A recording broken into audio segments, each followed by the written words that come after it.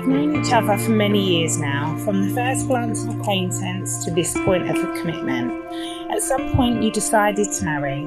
From that moment of yes to this moment of yes. Indeed, you've been making promises and agreements in an informal way. All those conversations that were held riding in a car or over a meal or during long walks.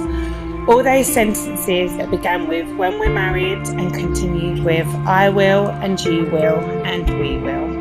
Those late night talks that included someday and somehow and maybe. And all those promises are unspoken matters of the heart. All these common things and more are the real process of a wedding. The symbolic vows that you've just made are a way of saying to one another, you know those things we've promised and hoped and dreamed. Well, I meant it all, every word. Look at one another and remember this moment in time. Before this moment, you've been many things to one another. Acquaintance, friend, companion, lover, teacher, and even lockdown partners. For you've learned much from one another in these last few years. Now you've just said a few words that have taken you across the threshold of life, and things will never quite be the same between you. For after these vows, you shall say to the world, this is my husband and this is my wife.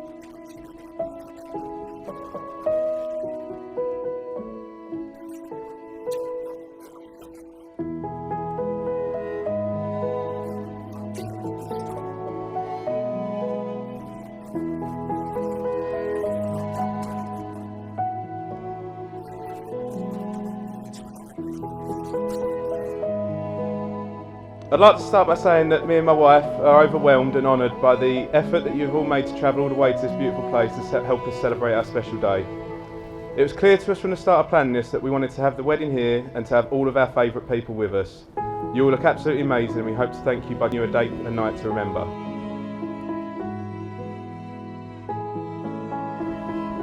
The reason this has all been possible is because of Caroline and Dave and their incredible generosity.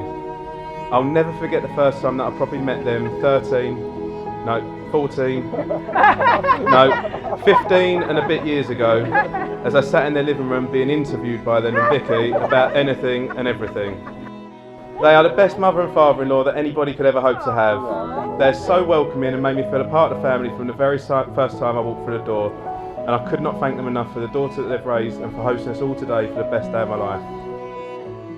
Mum and Dad, they've always been for me and Rachel and have always treated her as one of the family from the moment they met her. I'm so very lucky to have had such an enjoyable upbringing as a child with parents who ensured I knew right from wrong from the earliest opportunity. Thank you both for making me the man I am today and for all the help and support you've given me over the years, but I'm Rachel's problem now. To my amazing parents, to Mum and Dad. It only leaves me for one thing to do, and that's the most important. To tell you about this absolute rocket.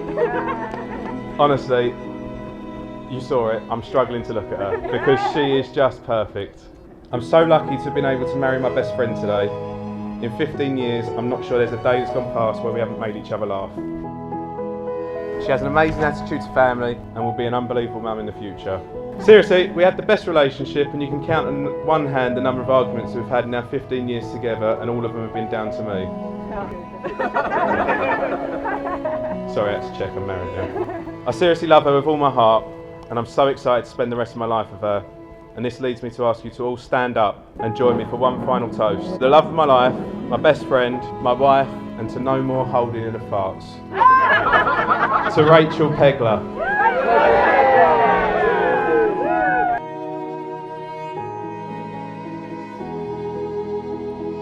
good afternoon everybody. For those of you that don't know me, my name's Lawrence and I've got the absolute honour of being Simon's best man. Rachel, I'm sure everyone here will agree that you look absolutely stunning, and Simon, quite simply, you look stunned. It all started 16 years ago for the happy couple, meeting up in the middle of the night in quiet, dingy car parks. I am, of course, talking about me and Simon. Simon's driving was always a little bit suspect in the early years, and on several occasions our evenings would be interrupted with a phone call to Steve saying, "Dad, I've crashed my car!" Oh, I feel so alive. Rachel, in Simon, you have a husband who's steady, calm, confident and determined. It's just a shame that he can't bring these qualities to his golf game.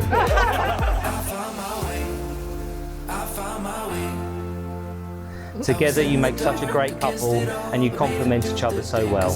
People often think that a wedding is just about the bride and groom, but it's also about two families coming together, but in truth that happened long before today.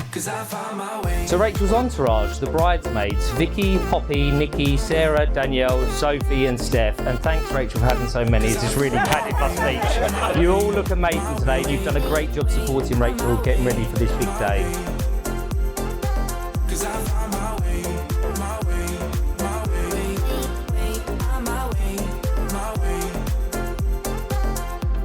And on behalf of everybody here, I'd like to thank them for including us on this unforgettable day. Ladies and gentlemen, please stand and raise a glass one last time to Mr. and Mrs. Pegler.